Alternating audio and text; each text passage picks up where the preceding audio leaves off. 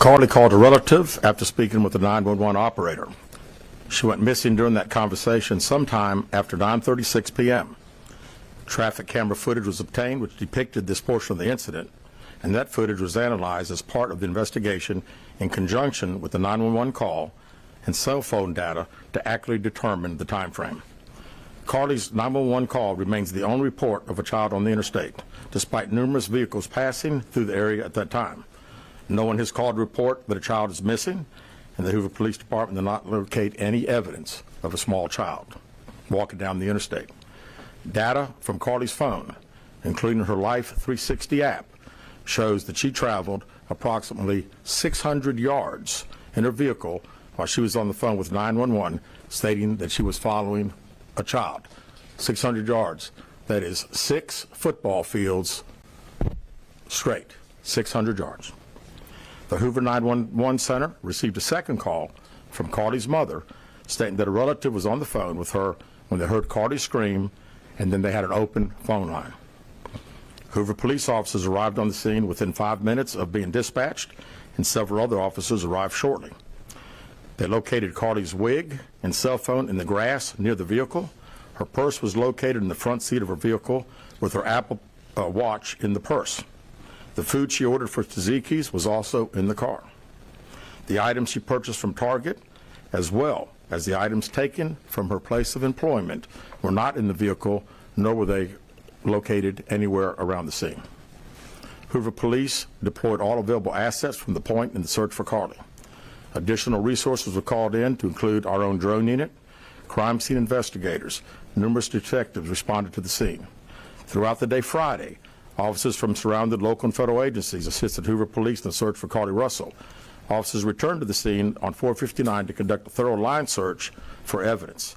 K-9 teams from the Jefferson County Sheriff's Department responded to check for any sign of Carlee, the child that she claimed to see, and anything else that could be considered evidence in this case. Those searches all turned up empty. Private citizens, including search parties organized by our family, friends, began looking everywhere that they could to find any trace. These searches took place throughout the day Friday and again on Saturday, yielding nothing. At 10:44 p.m. on July 15th, the Hoover 911 Center receives a call from Carlee's residence stating that she returned home on foot. In subsequent investigations, detectives obtained surveillance footage of Carlee walking down the sidewalk alone prior to arrival at her residence. She was conscious and speaking with paramedics when she was transported to UAB. Detectives were able to obtain a brief statement from her prior to being treated and released. During the statement, she told detectives that while traveling down the interstate, she saw a baby walking down the side of the road and called 911. She stated when she got out of her vehicle to check on the child, a man came out of the trees and mumbled that he was checking on the baby. She claimed that the man then picked her up and she screamed. She stated he then made her go over a fence. She claims he then forced her into a car, and the next thing she remembers is being in the trailer of an 18-wheeler. She stated that the male was with a female. However, she never saw the female, only hearing her voice. She also told detectives she could hear a baby crying. Detectives, the male had orange hair with a big bald spot on the back. She said she was able to escape the 18-wheeler and fled on foot, only to be captured again and was put in a car. She claimed she was then blindfolded but was not tied up because the captor said they did not want to leave impressions on her wrists. She said that they took her into a house and made her get undressed. She believes they took pictures of her, but she does not remember them having any physical or sexual contact. She stated the next day she woke up and was fed cheese crackers by the female. She said the woman also played with her hair but could not remember anything else. At some point, she was put back in a vehicle she claims was able to escape while it was in the West Hoover area. She told detectives she ran through lots of woods until she came out near her residence. During this interview, detectives noted that Carlee had a small injury to her lip, and she claimed that her head was hurting. She also had a tear in her shirt. Detectives also noted that she had $107 cash in her right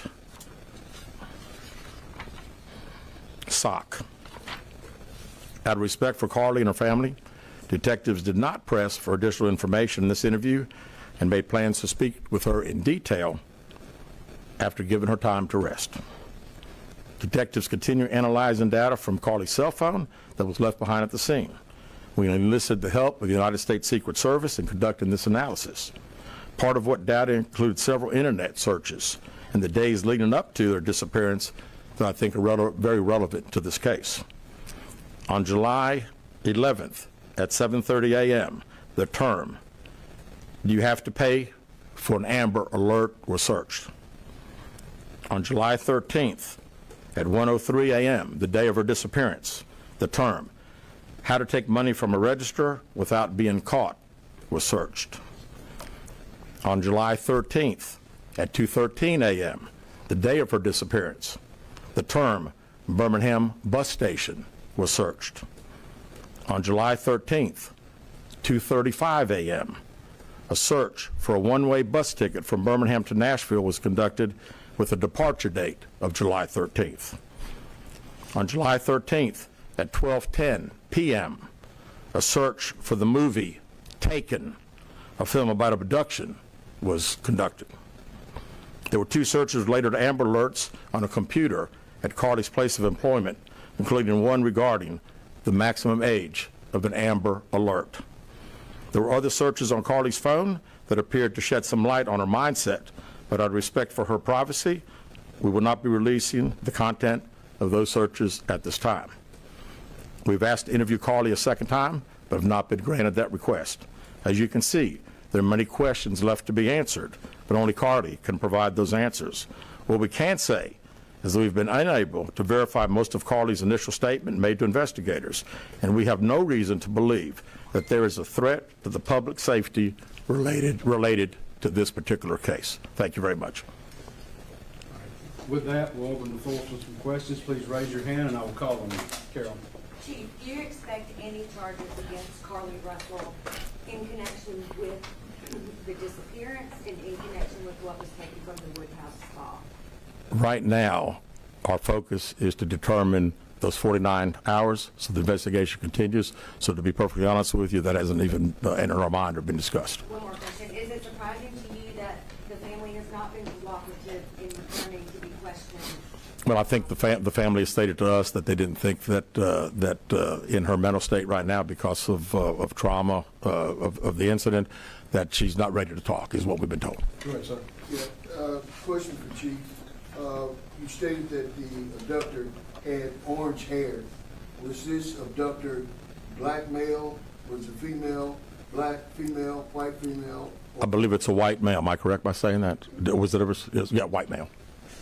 Is this alleged abductor yet on the loose in the Hoover area? Don't believe so. Yes, ma'am. Chief Brittany Dion, WBRC. Has a toxicology report been done, and were any drugs or illegal substances found in her system? We have no report of that. Is any indication of mental illness in this case? There's been a concern in the community that if this turned out not to be a true story, that the next time a young woman of color was missing, that it might not be taken seriously. How would you respond to that? I'd respond to say that we investigate every crime to the fullest, just like we have this one. Right here. Was she traveling with anyone? Excuse me. Was she traveling with anyone since the time she disappeared, to your knowledge? And not to my knowledge. Chief, I know you said you weren't able to verify a lot of aspects of the story. Where do you think she went, and how would you characterize what happened here? You know, that's the $100 question. You know, we pretty much know exactly what took place from the time she left work until she got on the 911 call, and we can see getting out of the car on the interstate from that footage. And after that, I think she only knows. We don't know. Well, one quick follow-up. Her parents. Did you speak with Carlee's parents, and why do you think it is they were so adamant that there was an abductor? Yeah, I think parents are believing what their daughter's saying, and we've had a very good rapport with the parents, met with them on several occasions. I've talked to them today a few times, and to make them understand that we're under pressure from our community, not only in our community of the state, but nationally when the story hit. And I just wanted them to understand that today we were going to have a press conference, and what we were going to detail today are facts. And everything that I've told you today is actual facts. It's not innuendos. It's not what I think. It's not what these detectives think. It is the factual information that we have. Chief, I'll WBRC. How much time do you think you'll Well, I think our detectives have talked to the parents, and we're ready. We're ready to talk as soon as she's ready. So, she called right now. We're ready. You had one word to describe what went on. What would that word be? Ooh, how about unknown? We know the facts that we have. Everything else is unknown at this time. In the back? What have the past few days been like for you, your department? This has been a stressful search, hasn't it? Well, absolutely. And again, the focus of the investigation that Thursday, when she went missing, of course, the focus was to get Carlee home. That's what we want all. We wanted her safe and sound. And that's all happened. And then, of course, this has gotten to be not only a local, state story, but a national story. So, it is. It's a lot of stress on everyone in the Hoover Police Department, and the mayor, to every citizen here. We want to know the truth. As you stand here, are you frustrated? I wouldn't say I'm frustrated. I mean, I'm very happy that Carlee's home. That was the main ingredient here, and then we'll figure it out. I promise you that. We'll end up figuring it out. Any idea about the number of manpower hours or the expense of the drones and all the rest of the search that might cost the city and the state and the federal government? Yeah, we haven't had time to consider that, but it's again, these detectives that are here. This is just a small group of people that have been associated with this case. We have put every available resource that we have on this case because we wanted to make sure that we found out everything. We wanted to get her home, and we have. Was there any prior indication of mental health problems? Not that I'm aware of. Can you just expand on the people from the state, federal resources brought in? What were they doing exactly as you all were searching for her? Can you just expand on that? Sure. A lot of the from the FBI side, several agents helping us interview. I mean, as you well know, in a case like this, especially when it goes national, we got hundreds and hundreds of calls. And when you get those calls, some of them may just be outlandish, but you've got to follow up on them because you never know that you may get that one tidbit. And I'd also say too that we had a great cooperation with the family. The family received hundreds and hundreds of tips, and every time they got a tip, they sent it to us. Would you say a crime has been committed in this case? We have not determined that, no. Keith Mims, WAGG 610 Summit Media. Question for Chief. With all of the searches that you mentioned, Chief, that were on Carlee's phone, does that kind of give you an indication of her mind state during this ordeal, the 48 hours Yeah. that she went missing? Well, again, we want to talk in facts, and I do think it's highly unusual to the day that someone gets kidnapped, that 7 hours, 8 hours before that they're searching the internet, Googling the movie Taken about an abduction. I find that very, very strange, yes. Yes. Do you feel confident, do your investigators feel confident that you know why Carlee Russell may have done this? No, we do not know. Absolutely not. Chief, can you explain for us, you mentioned that while at you said that Carlee was on the phone with 911, she was traveling 6 football fields, which tells you what? Which tells me that I've had kids, and I'm sure a lot of people here have, and it's very, very, again, she said it, and I'm not saying it couldn't happen because I've always been one of these guys, never say never, but 6 football fields. I like athletics, I like football. 6 football fields. To think that a toddler, barefoot, that could be 3 or 4 years old, is going to travel 6 football fields without getting in the roadway, without crying, without any just moving down. It's just very hard for me to understand. Chief, have you used any technology to enhance the video from 459, and did you see a man grab her? We did not see, from what we can tell. We don't see anybody on the interstate other than her car and then someone getting out of her driver's side. We have sent that off to the FBI for enhancement. It has not been returned. Do you think in this case that charges will be forthcoming towards Carlee Russell, and how serious of a crime is it to not only fabricate a 911 call, but to lie to law enforcement during an investigation? Well, again, that's not something that we've been discussed since we're going through the still investigation. But, people have to understand that when someone says something like this, we put every available resource. Everybody comes together from, like I say, state, local, federal. It's just a lot of work, and the gentleman earlier said frustrated. I mean, it is a little frustrating to think that all this has been done and we can't find anything out. Did anyone see her calling in from the side of the road when she made that 911 call?